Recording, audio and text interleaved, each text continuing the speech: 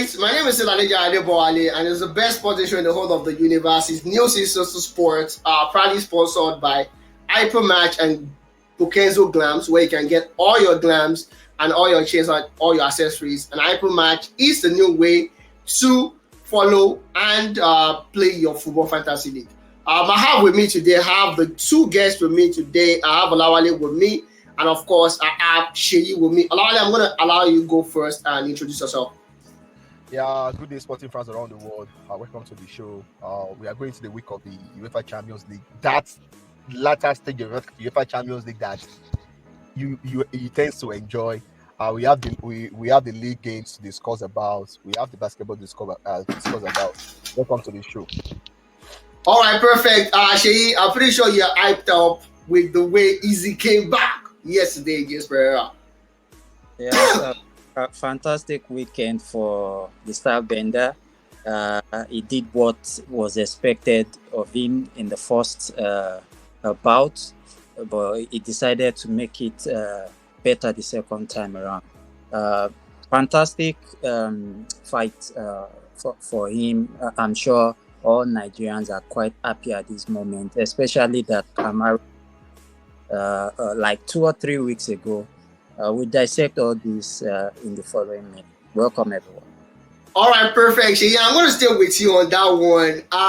Pereira looks like the boogie man for the last outbender, and the last outbender did what he knows how to do best. And if he said, I don't hold grudges, I don't keep scores, I settle scores, and he did just that against Pereira. Coming the second round, that was a technical knockout. Like it actually put him to sleep. And Easy being the easy petty guy fell down on his side to show the son of Pereira what he did to him the first time Pereira defeated him. Honestly, it's mind blowing. How happy should the Nigerian community be? Number one, the Australians, how happy should they be? And Easy actually said he wished everybody could feel the kind of joy he felt last night or early in the morning, depending on where you are in the world. He said he wished everybody could feel it, but if you want to feel that, you have to really go for it. That was the message from Easy last night. Shay. Yeah, awesome weekend for Nigerians, for New Zealanders also. I think Israel Adesanya has always been that confident fighter. To be sincere, if you look at it very well, there is hardly a fighter that has lost to the same guy 3 times and still can have that kind of confidence that I'm still the boogeyman. I think Israel Adesanya has really written his name in the history books. In the history books of MMA. Yes. Because his loss to Pereira in the first bout actually was quite surprising. Despite that, he already lost to him in kickboxing. Yeah. Back. But you can also see that there's quite a lot of difference in experience between these two boxers when it comes to MMA. It was unfortunate to actually lose that first bout, to be sincere, because you can see that it was kind of in control of the bouts before it was knocked out. It was similar this particular bout also. Obviously, Pereira was much more confident, right? Yeah. He's newer in the MMA in quotes. I think he has like seven bouts to Adesanya's 20. So you can see the difference in experience. So I guess that was what played out in this particular bout. He came out better using his kick, like we all know his background is kickboxing, using his kick to push back Adesanya. It was more aggressive on the night. Yeah, it was, definitely. The more experienced Adesanya was very calculated. He invited him. He invited Alex Pereira actually to point that we counter punching. So if you actually look at the whole way of this, I think Adesanya, apart from his confidence, dug deep into his experience also to make sure he fights this guy. He brought him to make him vulnerable and that was what he capitalized on. Good one for Israel on the night. For now, let's see. I don't know he can stand up to easy now. Yeah. I just to put a rundown to it. Easy has actually defeated everybody in that division class. So right now, there's nobody left for Easy to fight again, unless he wants to do another one against Alex Pereira or someone else. You know, they need to make the big buck, and we are looking forward to having Kamaru Usman do the same pretty soon. We want you, Kamaru, if you're listening to us, we want you to do the same and ensure that you get the belt back in the 84 kg of the UFC. Olala, I'm going to come to you right now, and I'm going to call for a juggernaut right now. And it's the fact that the Suns are actually killing the Clippers right now. The Suns, I don't know who is advising them. Personally, no way on earth will I want to play against the Golden State Warriors. I'll take my chances against the Clippers. Clippers have one big superstar, and that's Kawhi Leonard. Ross Westbrook, you don't know what kind of Ross is going to come out on any given day. Paul George is still load managing his games. But I think right now he's injured. He's injured right now. So you are not even sure that Paul George will be coming out. But with Andrew Wiggins back, Klay Thompson becoming the third person in the history of the NBA to hit 300 3-pointers in the season.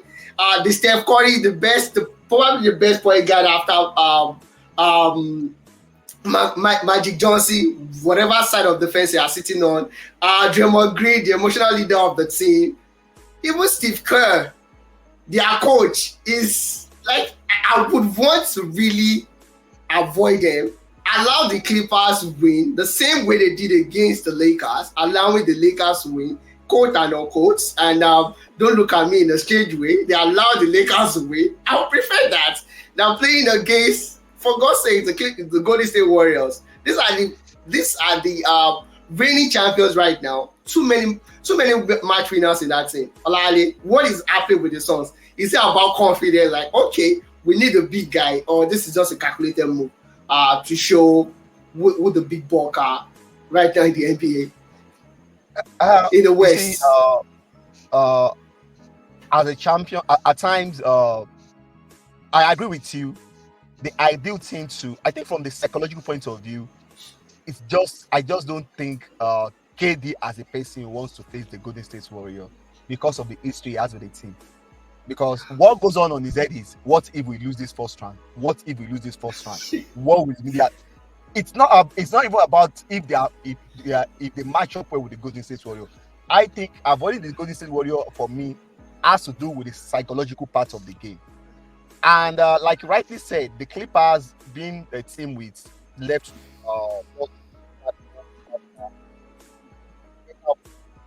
I can't hear you again, Olale. Yeah, can you hear me now? Yeah, I can hear you. Go ahead. Yeah, I said the Clippers, like you rightly said, Paul George is out. We Kawhi Leonard being the alpha superstar in that team looks like a better opponent for them. But again, you know how things happen in sports. What you think is good for you might probably be the worst decision. But the way the game is going, yeah, fine.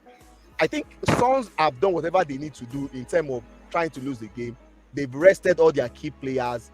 It's the role players versus the Clippers first 11. As it stands now, after two quarters, the Suns are leading by 53 to 48 points. So, of course, the Clippers still has a chance to win. I think the Clippers want to win this game, considering the fact that the Lakers are still winning too. The Pelicans are winning. If they lose and those two teams wins, there is a likelihood that they could drop as low as 7th seed, which will put them into the play-in, which I don't think it is what they actually want. So I think we will see more effort from them to at least make sure they win this game and maintain that number 5 seed in the West. In the West. So, of course, we might not be able to see that before we finish the show. As it stands now, it's going to be the Clipper. It's going to be the Suns versus the Warriors. If the results remain as it is now, It's going to be the Suns that was the That Warriors that in the that. first round. But honestly, that would be crazy. Everybody will look forward to that. Malali, if that happens, who are you going to bet on? All things being equal, who are you going to bet on? It's very hard to bet against a team that has won 4 championships in the last probably 8 years. Of course, they might not be the same team again, but again, those playoff experience becomes a psychological edge for you, especially when you are playing against players like KD and Chris Paul, who have a history of probably falling short in the playoffs. It's, for me, it's beyond even the ability, is the psychological aspect of psychological advantage of it. Yeah, for you to go through 7 games against such teams. So all right, perfect.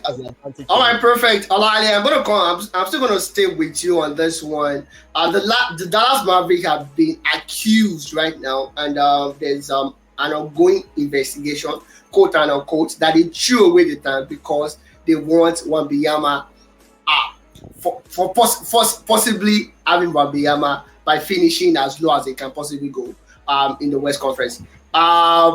Is this just a ploy by the media, or is Wembanyama that good enough for them to want to do that?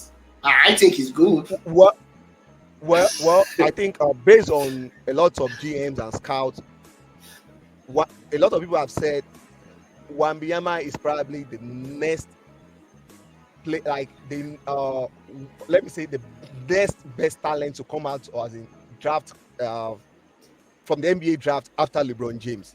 In fact, wow, a lot of people are saying, in terms of the skills he has at 18 years, there are some of those skills that LeBron James doesn't even have at 18. At that age. So at that age, so it's a player that is worth probably giving your chance, giving yourself a chance to get.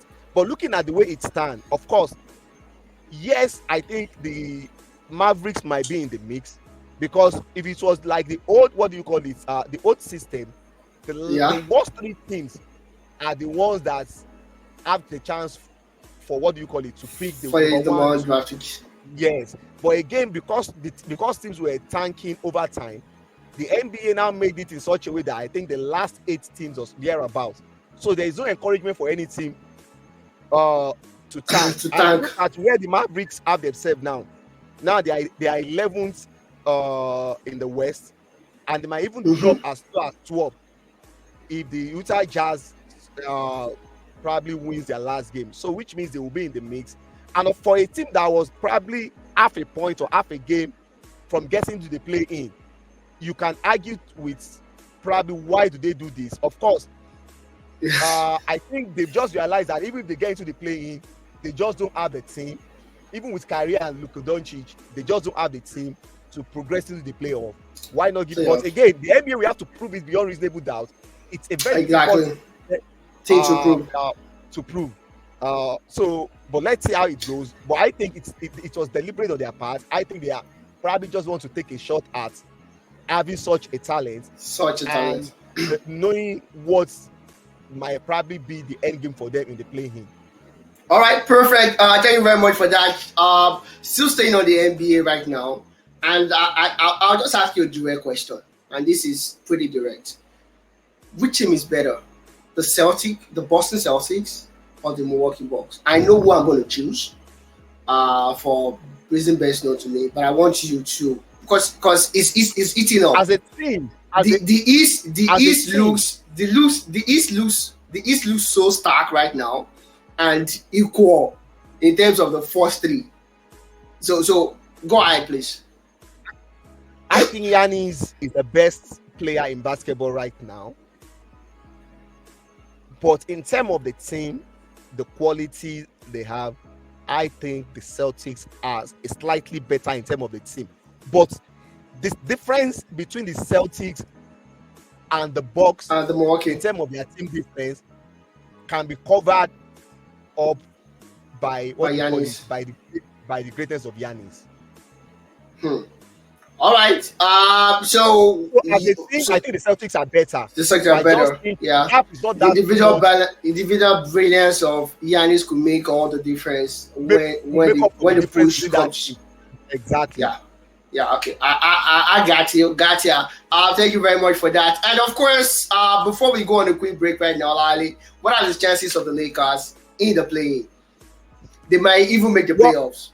they might But even be in let's the let's playoff, assume, yeah, or even let's assume they let's are going to assume be in they the get to the plays. seventh seed. Uh-huh. I think whatever the Lakers are going to do in this postseason depends on how fit Anthony Davis is going to be. What version of Anthony Davis are they going to get? If we are going to get the version of Anthony Davis that we've been getting in the last 10-15 games, you can Yeah. hardly bet against this Lakers team. They are not like the best team like that, but the pieces around Anthony Davis and LeBron James now looks far better Looks better than than what it what we used was. to have. Now it Yeah. looks naturally, it fits better for a basketball team than what they had previously now, which means you cannot bet against them. Because if you look at the way the West is, every team in the Western Conference has one K leg or the other. There Or is the no other. there is no outright what do you call it, Favorite. team that you can say favorite. Now the Nuggets are a very good team, but again, they've not been able to, except for doing the bubbles when they got to the Western Conference final. Yeah. They've been falling short in the previous years. The Grizzlies Uh-huh. look very young. The Kings are the surprise package of this season. The Suns seems to have a depth issue. The Clippers, true that. we all know their history. They are just all over the places.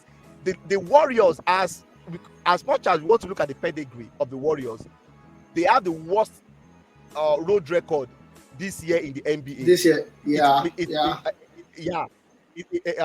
At least among the top teams.